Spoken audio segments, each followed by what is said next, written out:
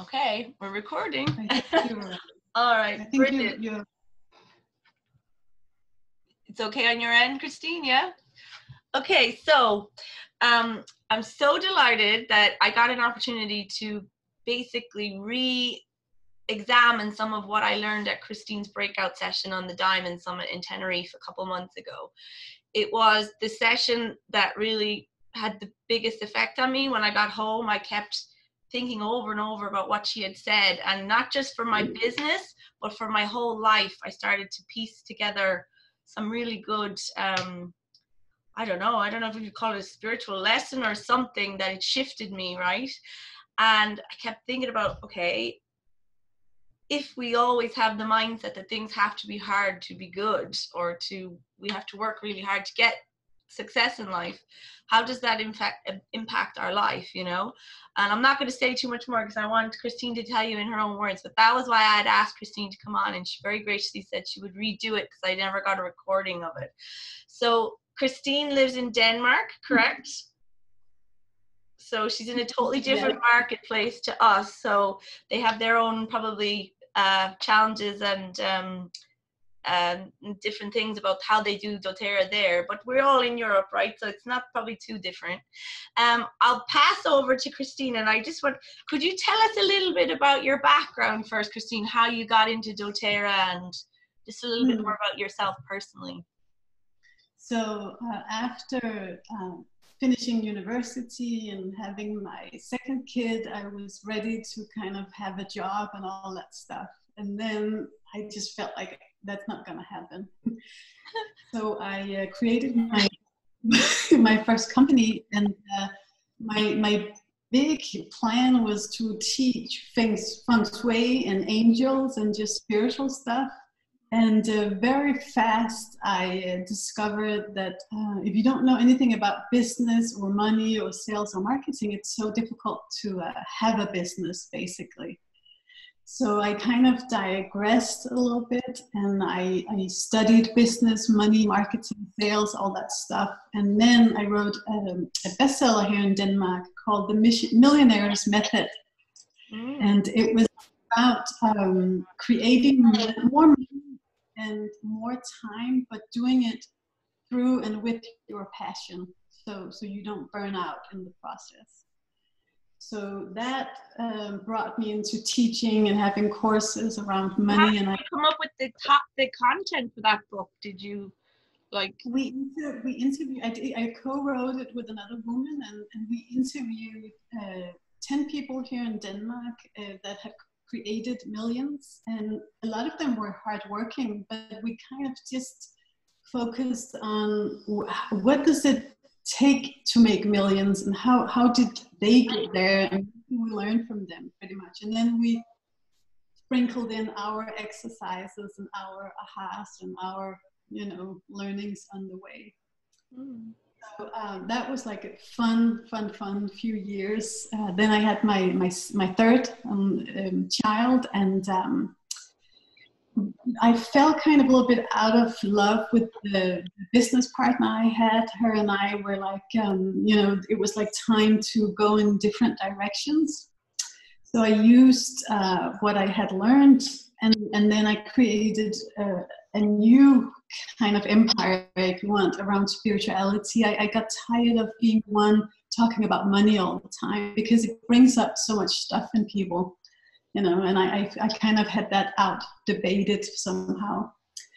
So I created my own certification program, like when you study to become a coach. I just created, how could you study to become a spiritual mentor? What would you need to know? How would you need to be taught, and all that stuff. I did that for, I think, 7 years. I loved it. And it was just like revelation after revelation.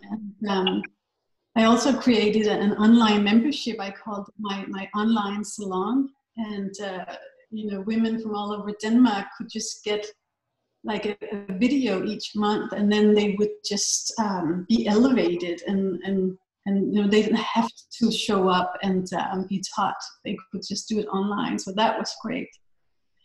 And then after being like a certification kind of leader for 7 years, I thought, I just felt that inner pulling, you know. I don't want to be the one being in charge of people's self-development. It felt heavy. Everything that had felt light and fun and exciting, all of a sudden felt heavy and empty and kind of complete. So I began asking the universe for like a new puzzle. Like, how can I be of service? How can I have fun and still be learning and growing? And then I was invited to a network marketing meetup with Elena Brower, our doTERRA staff from Manhattan. And everything in me was like, are you kidding me? I'm asking for a new puzzle, and then you're like guiding me to this network marketing event. So I had a lot of... How much time was between when you were kind of praying to the universe for an answer to when it came? It took a few years because I had to like end my certification program, and I actually ended a lot of stuff. Like I'm a big believer.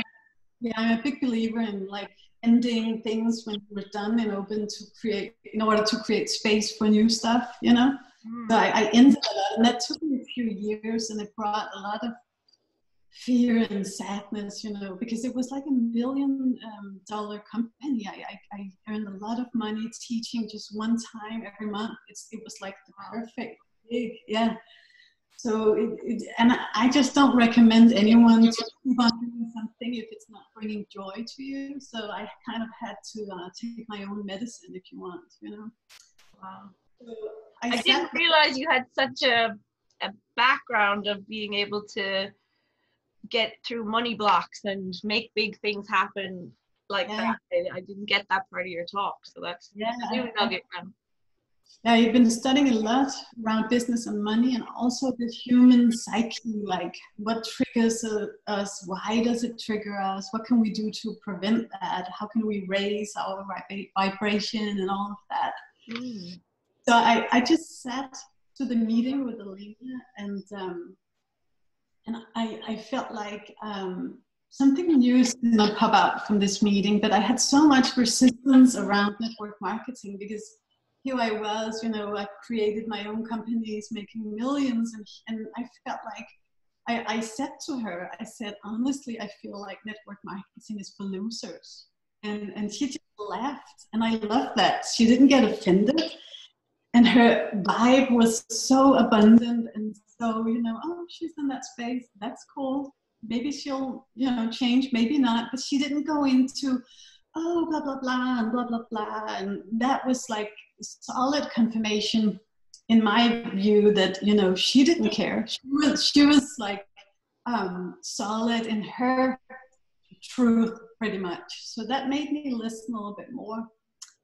And then she passed around frankincense, and we all know, you know, frankincense. I mean, wow. So I put something on my neck, and I felt like, you know, like the heavens were like coming into my brain, and all of my cells were awake. And I had tried a few of the doTERRA oils, but never the frankincense. So I just sat like, does anyone else see me? Am I turning into a butterfly now? Or, you know, it's like a very freaky kind of a moment. And then she passed around wild orange. And that kind of opened up creativity, excitement, passion, love, you know. And at that point, I felt like, oh, okay, where do I sign up, pretty much, you know. I was just in, and I didn't know how that would kind of plan out, but I just knew, okay, I'm gonna like close everything down for real, and I'm gonna just, you know, be selling oils at this point. Wow. And I went, my husband was with me, he was doing photos for the event, and we went down to the car, and on the way down, I kind of planned that conversation where he's driving and I'm saying, I think I'm going to do it. And he's saying, oh, please don't. And can we not do this? And, you know, that kind of a conversation. Women are very often a little bit further ahead. I think we can say that without insulting anyone, but we have all these visions and crazy ideas. And usually he's the kind of no kind of a guy, like, can we not do this? Can we please wait? And all of that. And he just looked at me and he was like, yeah, I think you should do it too. That felt perfect. So I was like, excuse me.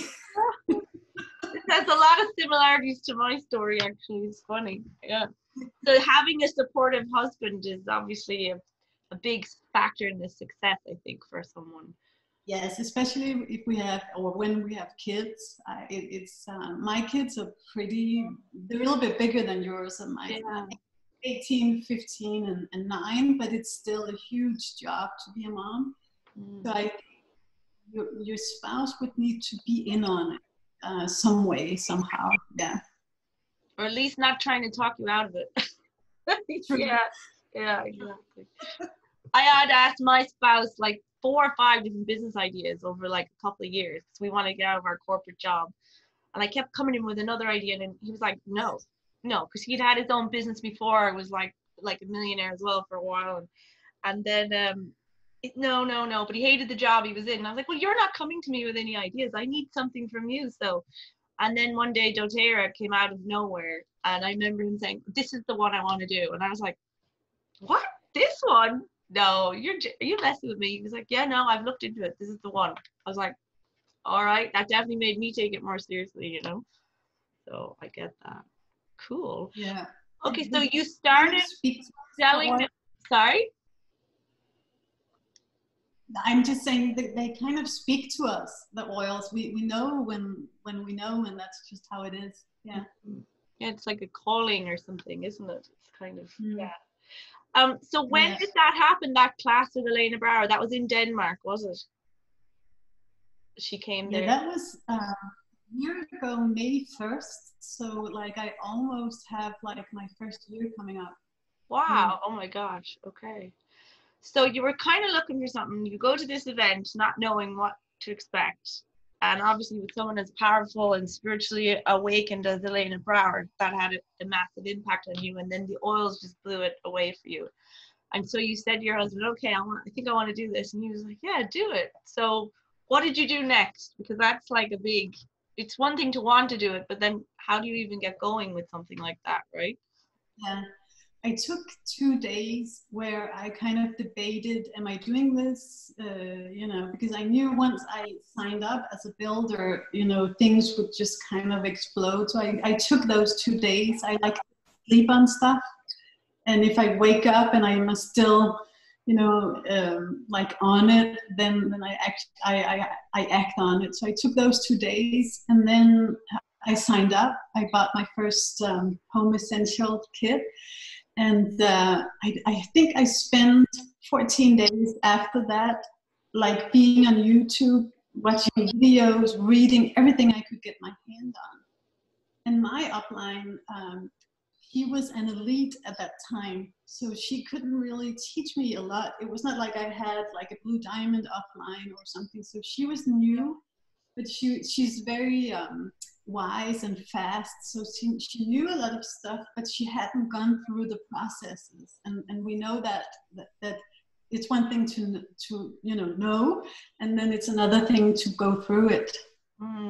So in the beginning, I felt like, why don't I understand, the power of 3? Why don't I understand the 3 and how we build? And I felt like, where's that video that you would like to have when you sign up? That was kind of my question.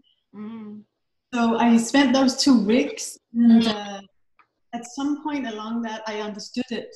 I got it, and I felt like, oh, okay, now I get it. But no one kind of told me or taught me or anything. So then I created that video that I would have liked, how do we structure, how do we build, how do we this and that. And I sent that out to my newsletter. And by the end of May, I had become an elite in, I think, maybe 10 days or something. Yeah. So it was so fast. You leveraged your market from your own personal network you already had. Yes, so they had gone through my certification, or they had been in my salon, or they had bought my online products. So some of them were just instantly, this is a yes for me too. Okay. Because I had been teaching like business and money and mindset, I have a lot of the self-employed people, and those people are perfect for the building position, you know? Yeah. They love oils, they have a business, and they reach a lot of people, you know, so And they they can. obviously looked up to you as someone who knew a lot about wealth creation and entrepreneurship, so you didn't have to do too much convincing. Yeah, yeah. Wow. Some of my people, they're like, if Christine says, you know, do this, I'm just gonna do it, because they trust me and they know, like, and trust what I've been doing for so many years. So that's like an advantage. Did you You ever know. find it difficult though, like if you're looking for a builder, right? And there's someone who's already successful, already has something good built up, good network, whatever, that sometimes they either won't give doTERRA the amount of time that it needs or prioritize it, or they already have enough money, so they're like, they're not as like pushed to do it. Do you ever find that, or not really? I feel like a lot of the people that in my mind would be like totally perfect, they turned out to be really not interested and better off as a customer, really, because they did, it was not in their timing to go big with building. So I'm perfectly okay with that. I try to, when I talk to people when they sign up, before they sign up, I try to listen and interview them and look for, you know, where am I going to place them, and how would this be a perfect fit. But some of my best builders, they all said in that conversation, oh, I'm not going to build a lot, and I don't think I have what it takes. I just want to like try the oils, and you know, so, and then they're like building, building, building. And I have other people, they were like, oh, this is just going to be easy and great and fun, and then nothing comes from their, you know, from them. So I've learned to just go with that and enjoy that. Yeah. My husband always says now, I'll never judge whether someone can do this or not until they're doing it. Just I leave know. off all expectations or judging. Yes. We never Yes. know who's going to make it or not. No. I agree with you. I think a lot of it is timing. Like you were looking for something different. I was looking for something different. And there was that window, and it just kind of came at the right time and said, right, we're going to go all in. Yes. And having the belief in yourself that what you're doing was right and that you're showing someone else this great opportunity. There was never Yeah. any quivering, I'd say, between Mm-hmm. you talking to them. You know, a lot of times I think when my team can't commit builders, it's because they're not fully committed or really there themselves. So it's hard then. Yeah. Yeah. Yeah. Okay, cool. So let me see. What did you use, like a system, Christine? Like, did you use the Lee Chedevy's system or the Share Success, or what? Did you come up with totally your own thing, or how did you do it? So when I do something new, I spend a little bit of time checking out what is everyone else doing. And then after a few weeks, I scratch most of it, because I'm an innovator. So not very much will fit me. And I kind of have to create my own style and everything. So the duplication thing, you know, being duplicatable and teaching people to follow a script and all of that, that's never going to work for me. So I could never attract people who it would work for. Mm. But what I do duplicate is teaching that you need to find your sweet spot, your passion, your truth. And I also recommend knowing your human design and your Myers-Briggs and all that stuff. How do you work as a human being, you know? Mm. And I teach, let's duplicate that. So whatever you love, just show that to the world, shine, lead with that, and people will love that. But teach them to do it in their way. So that's kind of the baton that we're passing on my team, that we need to find our own sweet spot. We need to be authentic and true and honest, and my extroverts, they're like having meetups, they're having coffee conversations, they're calling everyone. I'm an introvert, so I'm doing mostly online or huge or bigger builder days. So I just have to do it like every other month. So you know, I don't do the weekly coaching. There are so many things I don't do because they feel heavy to me, and you know, then it's not my path. Yeah. Does that make sense? Yeah. I remember one thing you said during your talk was when you would get a moment of like things getting heavy or you felt stress coming on, you would go outside and just have a coffee and play with your kids or your dog, or maybe both. I'm not sure. But I remember that and thinking, what if I just did something that simple when it got tough? I normally go into the toughness and start stressing, you know?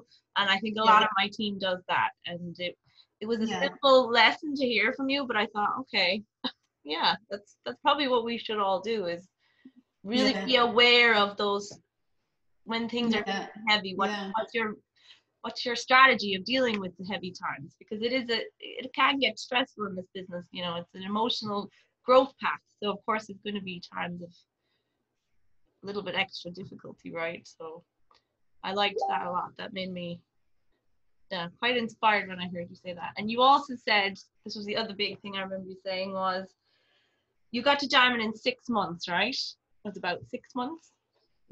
Yes. So obviously, like, that's pretty unusual, okay? And I remember thinking, I wonder how she did that, you know? And you just said, I always knew it was going to be easy for me, or something like. Can you explain that part a little bit? Because I really wanted the girls to hear your outlook from the beginning of getting to Diamond, how that is pretty different to other diamonds I've heard talk.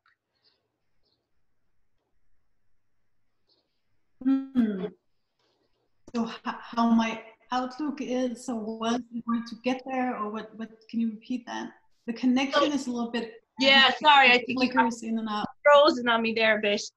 So what was your, from the beginning when you said I'm going to do this, how did you feel about getting to Diamond? Like for you, what was it going to be like the journey?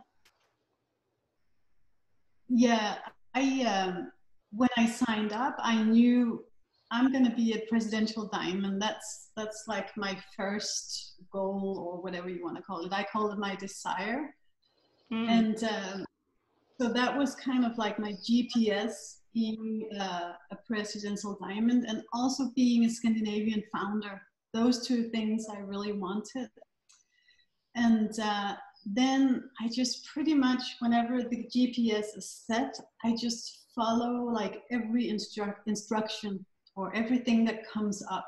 So sometimes it'll be, you know, do this workshop or call her or prepare for this, but it can also be have that conversation with your husband, or clean your closet, or something more feminine. And business, we're like taught to be very masculine and very, you know, goal oriented. But if you don't take a look at everything that comes up on the way to the goal, you're gonna delay the process. That's my understanding and my finding. So I kind of know what I want, and then I listen very careful for like instructions and things that pop up. And even if there's a problem, I'll fix it, because I know I need to handle this in order to vibrate at the frequency of my presidential diamond. And so very intuitive. Yes, yeah. And I never put a timing on my goals, because if we do that, we're going to either force the process, we're going to be stressed, we're going to be, you know, tired, or things are going to take way longer than they need to. So, you know, I'm not going to put, you know, a date on I'm going to be a PD before this and that. It's just, this is what I want, and then I'll do the work, you know. Yeah. And I remember you saying something about you thought it was going to be easy to get to Diamond, and a lot of people around you were like, no, it's really hard. And you were like, oh, I kind of feel sorry for them, because why do they think it's so hard? Like, it's not hard. And you know, maybe to someone else that sounds a bit fluffy or whatever, but to me, I was like, yeah, why does it have to be so hard? The products sell themselves. The business opportunity is solid. You know, the company is so ethical. If we just get out there and talk, you know, you can get it done. But it's when you put it in your head that it's going to be hard, that's a self-fulfilling prophecy, right? So you'll make it hard and it'll take a long time. And I realized that the more I thought I was doing things the hard way, because that's how you do things in life to get good results, I was making it look hard for my team, because they were like, she's finding it that hard and she's doing it full time with her husband. How are we going to do it on our own while working and minding our kids? And so it trickles down that kind of bad mindset of things have to be difficult. And I even remember several uplines above me all saying, yeah, you nearly have to go bankrupt to get to diamond. And so that was in my head. Like, I know what bad programming it was, but they didn't know they were saying it, you know. It's just one of those things. But then when I heard you, I was like, oh my God, I really thought like you'd really have to do some crazy thing to get liberated financially, you know, that it's not that easy to come by. But in actual fact, it is. There's loads of other opportunities out there too that people could tap into if that's the right fit for them, right? It's just about knowing that I will be free. This can be easy for me, and going for your passions, as you said. So yeah, I think that's what really impacted me when I heard you say that. So fair play for making it there so quickly and showing us the spectrum of what can be done. Like, not to put pressure on anyone, go, oh well, if I'm not diamond in 6 months, you know, but it doesn't have to take 5 years either, you know. So it's very cool. I think for me, I kind of I sailed through until platinum. That was easy. Then just before hitting diamond, I had a little bit of chaos and drama, and you know, like learning. I think there is a little initiation when you go up to the higher ranks. I'm feeling it with my blue diamond. It's its way, and I'm working on it, and so much stuff is coming up and so much learning, and a lot of it has to do with the oils, a lot of it has to do with different things, with me being a leader and all that stuff. But I live it, and I do the work. I use my oils. I kind of try to go with it, and I know when I just do that, you know, I'm gonna kind of sail into.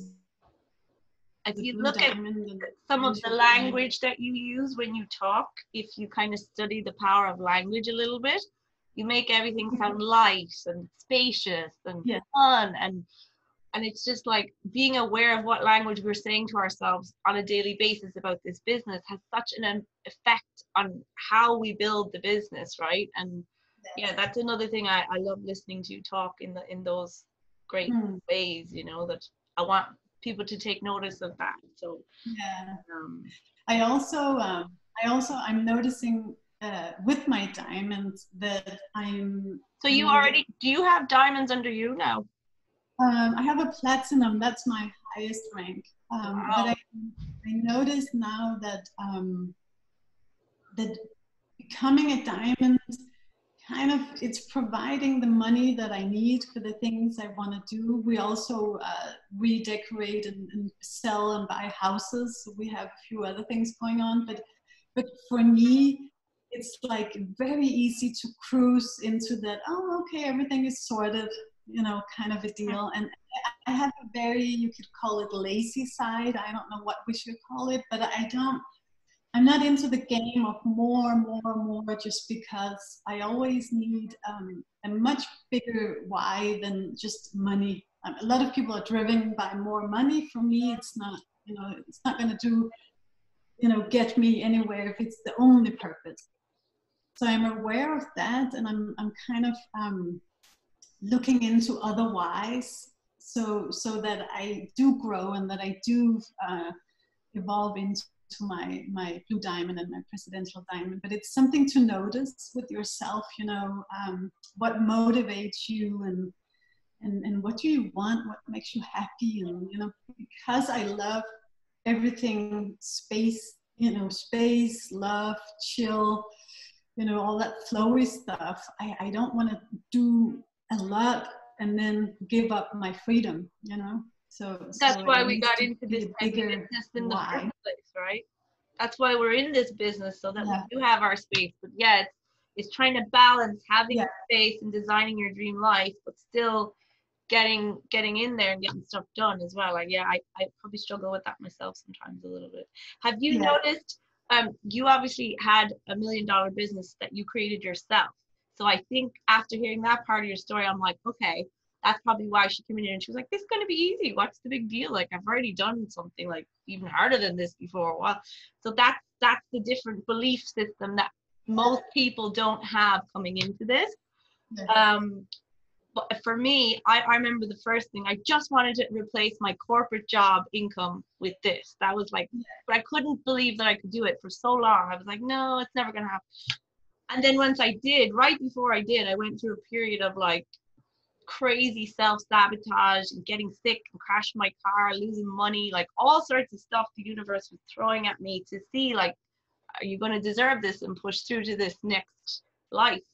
And then again, when I went to the next income level, and then so every time I've had a period of like a month or two where things get very chaotic, but now I can see it happening right away. I'm like, oh, we're back in that again. Okay. And so I take action on it much quicker and try and get through it. But I'm finding now, trying to get to Blue Diamond as well, the period it's almost longer, and I'm finding it harder to reel it in. You know, it's not as extreme, but it's more drawn out or something. So Are you familiar with the concept of upper limiting or upper yes, limits? upper limiting. Yeah, I remember when I was trying to push through to platinum for so long, and I wasn't that far, but I was upper limiting all summer.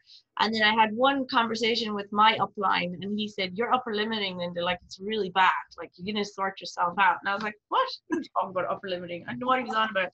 And I went and I read the book that he recommended like twice over the week, and I listened to the audio. And by that week, by the end of that week, I hit platinum like that. It wasn't even hard. I was like, "Oh, what was I doing? This is so silly," you know. But I think there's so many of us in that position where we could, if we just put the right mindset into it, get it done within days.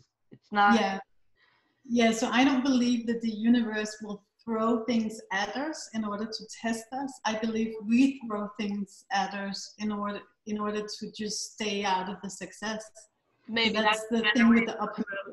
I always thought it was, again, because I think things are hard, right? It was like, oh, it's going to give me all these tests before I prove myself that I am worthy of this success, you know? Yeah. So I agree. You needed to prove it to yourself, and it is about worthiness, but it's also all of your own upper limits and your own stuff. I studied with Gay Hendricks, who wrote the book, and we became good friends. And I have a video interview I did way back, so I can send that to your oh team. Wow, you actually know that guy that wrote that book. Yes. Oh wow, it's a great book. Yeah. For anyone on listening to this call. What's the title of it again? I always forget the actual title. The Big Leap. The Big Leap, exactly, yeah. And I just got the audio of it and listened to it twice very quickly, and it sorted me right out. It's like done. Yeah. So the point is, if you stop upper limiting yourself, you'll be able to leap in a big way. And in order to do that, you'll have to come from your zone of genius. You can't come from incompetence, you can't come from competence, you can't come from excellence. You'll have to find your zone of genius. And that's why I'm so all about finding, you know, what am I good at? What do I love to do? How can I do this? For me, teaching is like I can do it all day. Teaching, talking, sharing oils. So my zone of genius around the oils is doing big workshops with me, combining oils and spirituality. It's fun, it's easy, no one else does it the way I do it. You know, I can do it all day, I don't need to prepare. In the zone, I'm flowing. All that is and great. Do you get your team to invite people, or how do you get to? I know you said you had big events, right? Like 300-400 people and stuff. That's a lot. So I invite people, and they can invite people, and then we have this agreement that the one who's inviting will get the enrollment.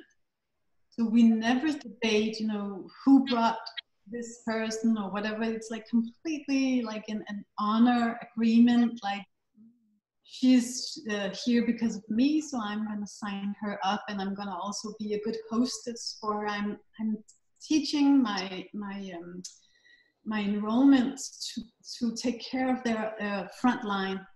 So if we all take care of our front line, then we all have maximum of 6 people to take care of. Okay. And of course, they can ask me questions. You know, if I enroll someone and I put them in a different spot than my front line, they can always come back to me. But I'm very much in the game of teaching them so they can do it by themselves. They ask a question a few times and then they know it, and then they teach that further down. So that's a great way to not struggle with this and not work hard. I hear so many people, they're having like mentoring calls with all of these people, and I'm like, whoa, that's a lot of work, you know? Yeah, so I don't do that, yeah. And I guess the way you're doing it is all about true empowerment more than duplication even. It's more, yes, yeah. Yes. And I don't believe that every builder is a leader. I view them a little bit different. Some people are not even builders, but they're keeping up their LRP and they're enjoying the oils, and they're like kind of invested in their space and in their spot. And then other people can build under them. So on my team, we do 150 on the LRP each, because then we can be 4 people with 1 power of 3. So we build very minimalistic and clean and fast. So I have that conversation with people, and if they don't want to do the 150, they should just be a customer and not be, you know, not have to buy at a certain amount. So that's something people love. They're like, oh, okay, if I invest, then everyone else will build under me. And if not, I can just be free as a bird and just be a customer. So that's how we kind of structure it. And then other teams doing that, actually, it does sound quite good. If you do that from the very start, then it makes the power of 3 so easy. And the power of 3 is not something we ever focused on in my kind of training or whatever. I just wanted rank, because I thought if I got to the rank, it would get me enough money to survive.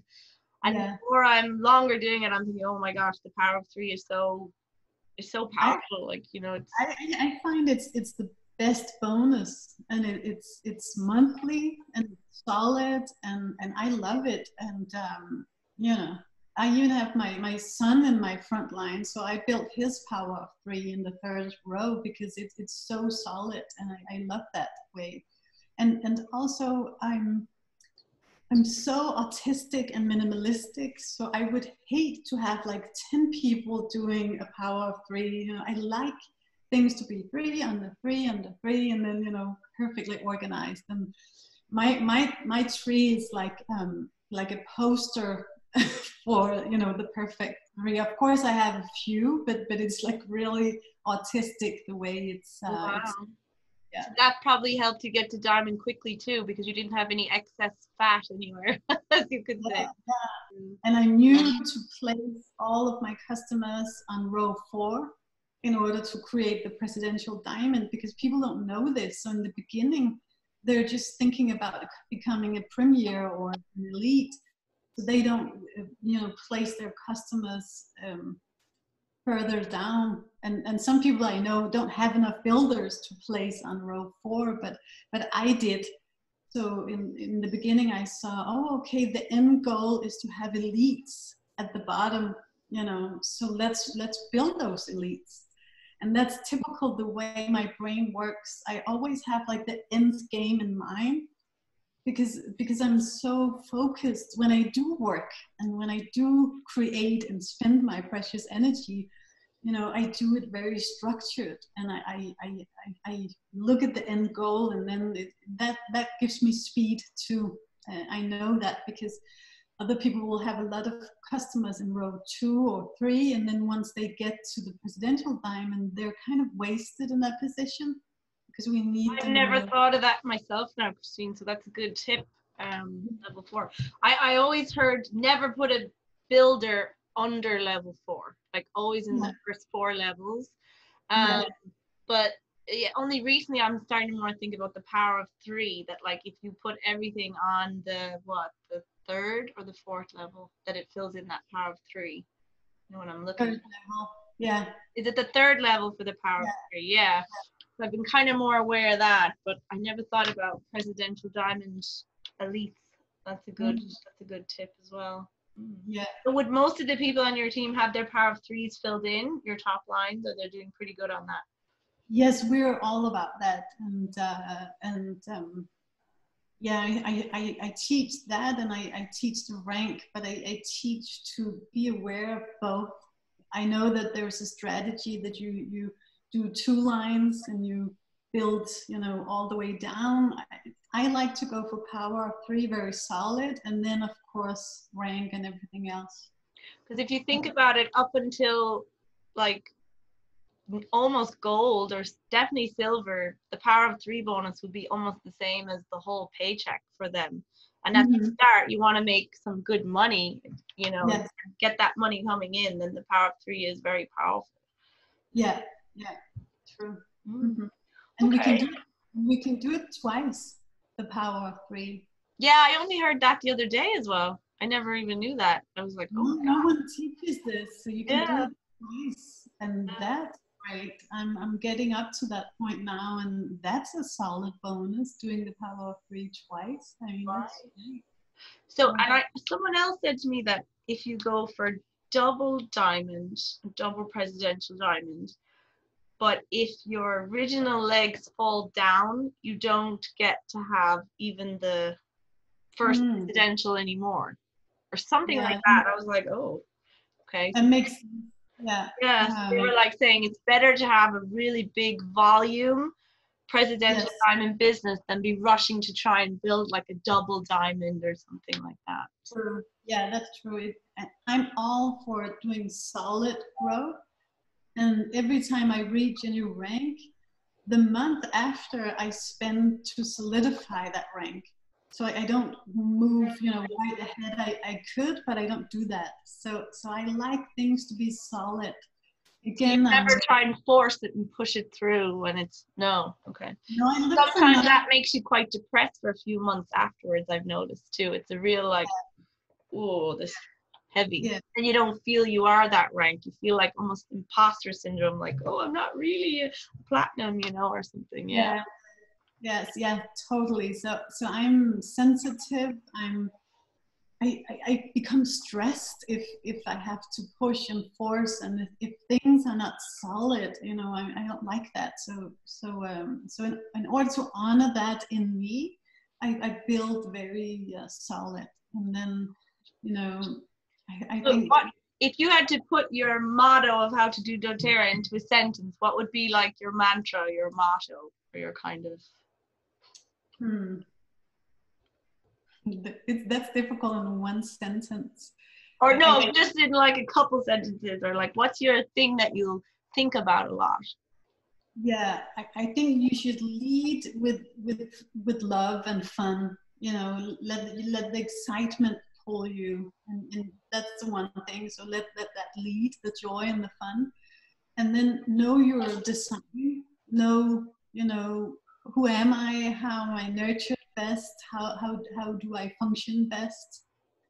What do I like? What do I not like? What are my needs? How can I provide them for myself?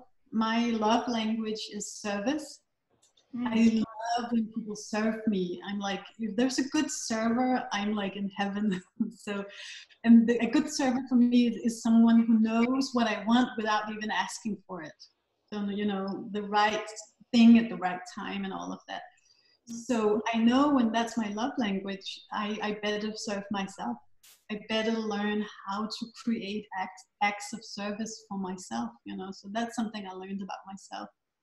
And then I think, so let the fun lead, know your human design, and then know how to structure. So many people in doTERRA do not know how to structure, and I feel like if we do all this work and we just kind of lose it because we can't structure right, I feel like it's almost wasted. And that's something I really don't like.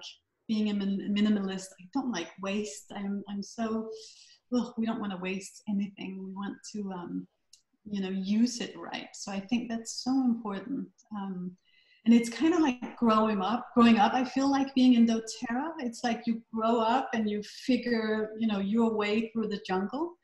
And then once you become a diamond or blue diamond or whatever, you're like, oh, I could just be the perfect parent for myself.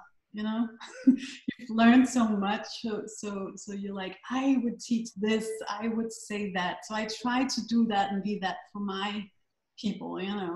The things I would have loved, I try to kind of provide that, in order to make up for my chaotic, way through that whole jungle. Yeah.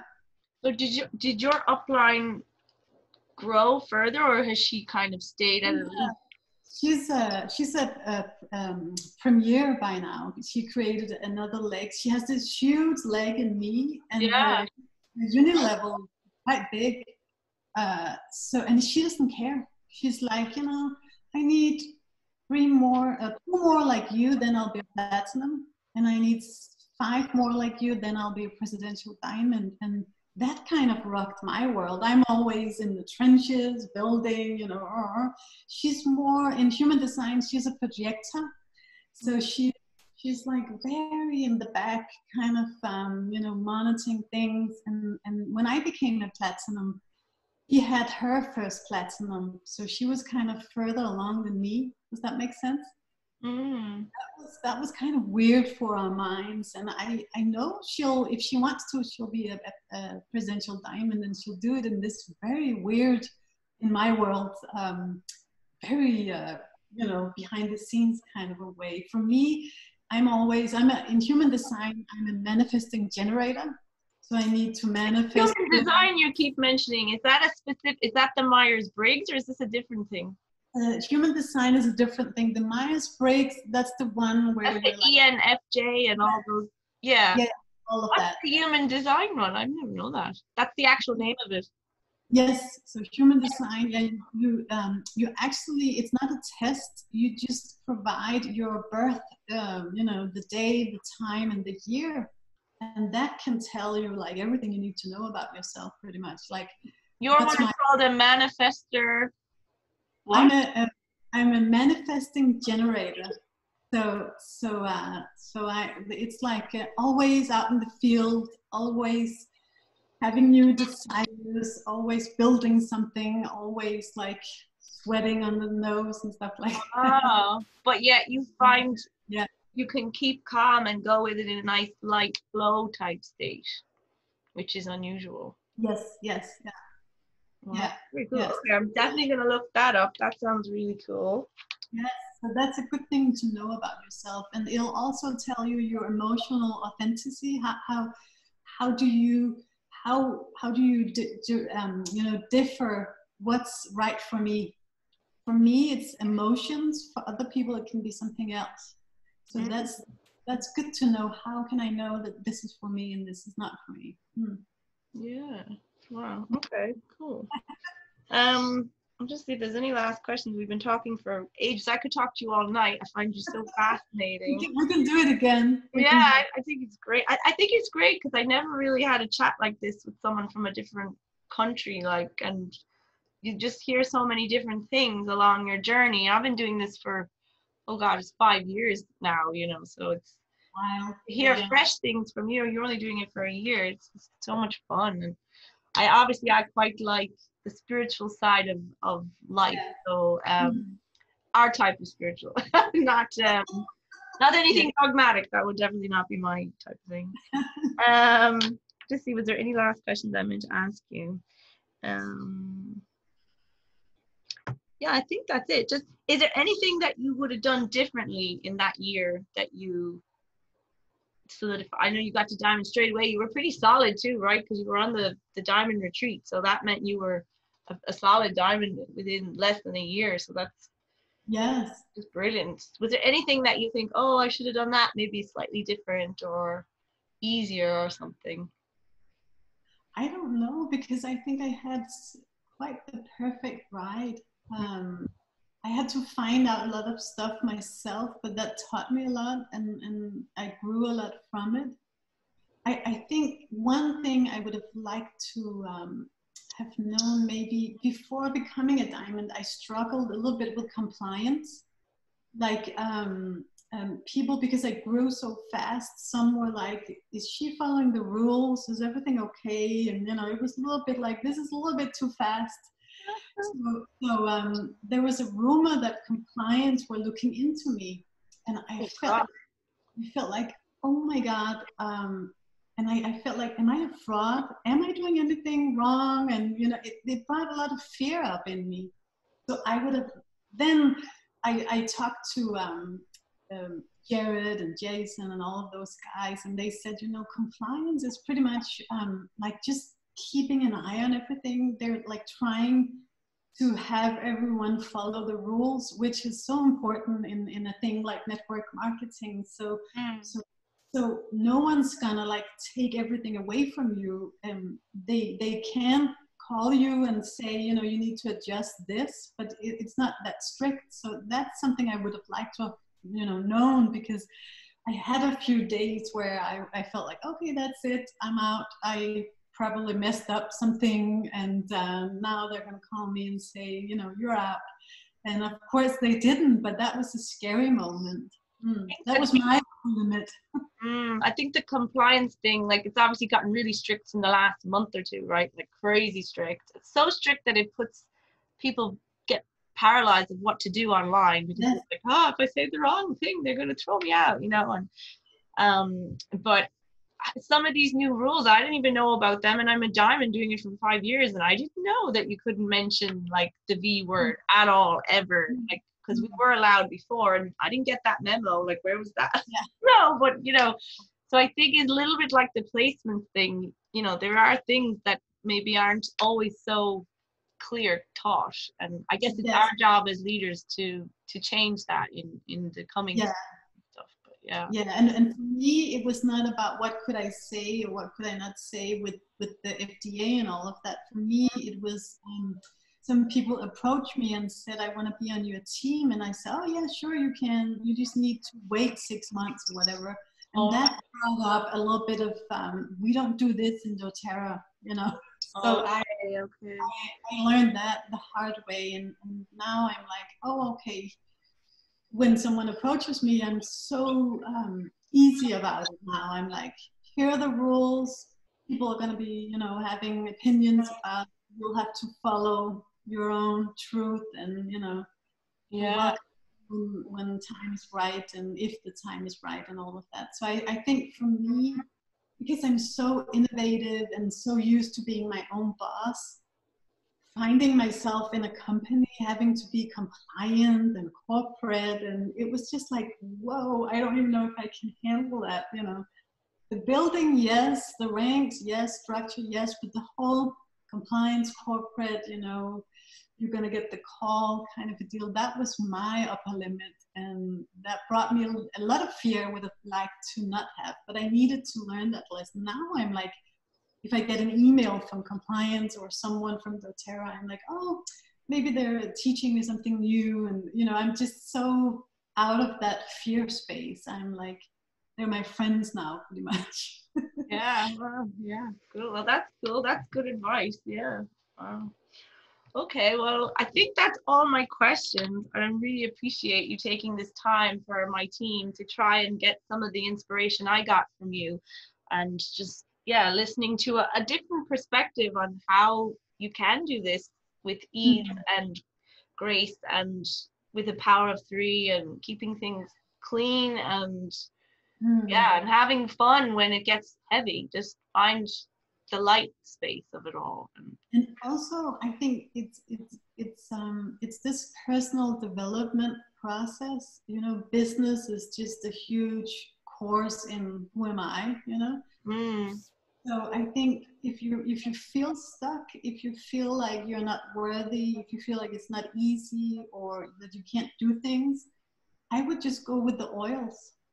Have them teach you, you know, use the oils for that. Do your LRP, begin that self-help work and the healing and the peeling off the layers. And then at some point when you're like a match to that newness, you'll begin to attract the perfect builder and a few customers, and then let the oils and let life show you, and Do I you think think there's certain oils that are like better at that, or is it just a case of this is what works for each person, different oils for each person? like my starter pack pretty much would be the lifelong vitality. That's going to clean out all of our cells and and just keep the vibration very high and clean, and also provide energy and all of that. I love then copaiba, because that takes out all the darkness up into the light, so we can see our shadows, we can see our guilt and our shame and everything heavy. We can't create lightness or attract lightness if we have all this heaviness, So copaiba is like my one-stop wonder thing for that. And would you do 2 drops under the tongue, or how would you use copaiba? Yeah, I do 2 drops on my hand and I lick pretty much. And I think every day I'll probably do 4 drops, because and also if I had like a very hectic day, I'll do a few drops before I go to bed. I also got from America the copaiba soft gels. Okay. And they're like, I'm crying every day that we don't have them in Europe, because they're so good. Because I'm sensitive and I'm an empath, my nervous system is just so, falling into that calm state when I do copaiba. So that I love. And then the DDR prime, because that's our oil for transformation. So if you're in this process, you're cleaning out the old, you're cleaning out the darkness and your baggage and all of your shadows, doing the shadow work, all of that stuff. And then you're adding the oil of transformation, then you'll be in that perfect spot of transforming into whoever you need to be in order to match your end goal. And would you do the soft gels of that or the oil? I do the soft gels because I'm lazy and because we have them. Yeah, okay. But you could do the oil. That doesn't matter. But I love the soft gels. I haven't taken them in a long time, actually. They've not been on my radar. Let's try that again. Yeah, I love the effect they have. And then from there, that's like my basic kind of pack. Then from there, I'll use all the emotional oils, like forgive for anger, console if I feel sadness, and the peace, and the motivate, and the passion, and the cheer. And then citrus in the water, just to keep everything high and alive and fun and juicy. And then if I have like a certain issue, I'll use an oil in my diffuser and then diffuse it nonstop. And then at some point I'm done. And I love that not any words are needed in that process. Last week I went through a lot of anger. So much pinned up frustration, and forgive didn't really do it for me. So I had cardamom and lime in my diffuser, and it brought so much stuff up. And the cardamom especially is great because it kind of removes the one that's annoying you. That's how it worked for me. And that, with annoying stuff and annoying people will become angry. But if that's removed, then, okay, then I can relax again. So it's a different oil than the forgive. So that's how I do it. I'll do different things, different themes, and I do it all from my intuition pretty much. Yeah, I was just going to ask you, so how do you know that one is the oil of transformation or the oil of clearing the dark? Does that come through to you? You're just getting that? Or is it something you've read in a book? Or do you know the book about emotions and oils, the one with the wheel? Yes. Yeah, I love that book. That's kind of my Bible, and I have just rewritten a Danish, description with my spiritual view of things. So that's how I know and understand the emotional side to all the oils, because that's my teaching is founded in emotional work and not so much the physical, because the emotions will create the physical. So if we do those before, then we never kind of have to deal with a lot of physical stuff. Mm. I think I always knew the oils made me feel better, because I was like, there's no way I would spend like 90 euros on something if it wasn't making me happy. Do you know what I mean? Yeah. I like quality, but I'm also very sensitive about like good value and things. But I couldn't put my finger on why they were emotionally helping me, or really like explain it in the way that you can. So I always focus more on the physical side of things. And and it's only in the last year, when a lot of emotional stuff was happening, that I was like, oh, okay, I had my diffusers going all day, every day, in all the rooms, and I needed that. I was like, whoa, I was so happy to have, like, I think I have like 25 diffusers in my house. Like, I'm nuts. Yeah. But yeah, I started getting more and more into it. And I heard a podcast with Elena Brower saying she also didn't get, which I was shocked, because I thought she would be definitely into the emotional side. She said, no, at first that was not my thing. It was all about skin benefits and digestion and all that. And I was like, okay, that made me feel a little bit better. Did you hear that podcast she did with Desiree Mangendog? Yes. That was good. I think I listened to that like 4 or 5 times. It was really good. Black Spruce, they were saying, was like their absolute favorite at the moment. But it's also one of my favorites. It calms me down and I get instant grounding, and that's also an oil that can transform like mindset stuff and things that you need to kind of delete almost. So I use that a lot. In the diffuser, do you use it, or how do you? Yeah, in the diffuser. Yeah, sometimes just that. Other times I'll mix it with wild orange, because I like that combination. Yeah. Wow. So I love cleaning with the oils. I love like tuning into what's my need. Do we have an oil for that? Yes. Okay, let's use it, and then off you go. You know. What do you think of rose oil? I was so excited when I was going to smell it for the first time, and I got so disappointed, because I love roses. I love the smell of roses. In my brain, the way we smell with the brain, kind of the way the rose smells is like when I, as a child, would pick rose petal, put them in water, and attempt to create my own perfume. So like a little bit rotten. So I'm working on it. I put it on my heart, and I'm still not there with the rose. And we know that that's like divine love. It's the highest vibration we have. So I'm really working on it, trying to get there. And also geranium is like so disturbing in my nose and in my brain. Wow. My husband can't get geranium either, and I love it. I'm like, yeah. And that's the oil of trust. So I have trust issues, and I do like to be in control, and so I'm trying to just enjoy that. In general, the flower oils, they kind of challenge me, all of them. They're so wild and out of control, and so much to take in. Very powerful. Yes. Very powerful. Yeah. For me, rose oil is probably my favorite of all the oils.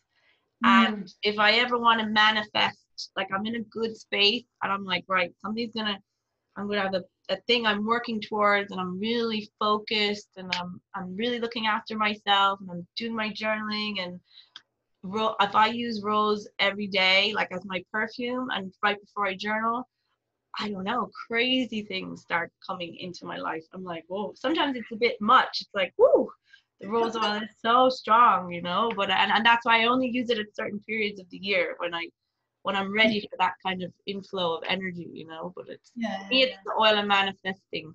It's my best one for that. So perfect, makes sense, because it will elevate your vibration and everything else. Yeah, perfect. It's not through the smell of it necessarily, it's the effect that it has on me that I love so much. The Blue Lotus is probably my favorite smell now. That is like, what happened with that? I use it on my third eye, and when I do that, I'm like, it things just open up. I love, love, love that oil. I know, right? I'm buying another bottle or two of those precious petals just to have two more of these. I'm keeping it on my desk all the time. Yeah. Interesting smell. It just makes my nose like just feel like instantly alive or something. It's So powerful. great. Yeah. Mm-hmm. Very special about that. Yeah. All right. Well, I guess that'll end our interview. And again, thank you so much for all your insights. And yeah, it was one of my favorite things was getting to meet you at that Diamond Summit. And hopefully we can do some stuff again in the future. And please, anytime you want me to do something for your team, I'm happy to do that. And if you're coming to London and we can do something together in London, I think the girls would love that as well. They're a very spiritual team we have in London, so it would be a good fit. So. Perfect. All right, Christine. Yes. I'll hit end now, so I make sure I don't mess up this recording. That would be terrible. Hold on. Yeah. Stop recording.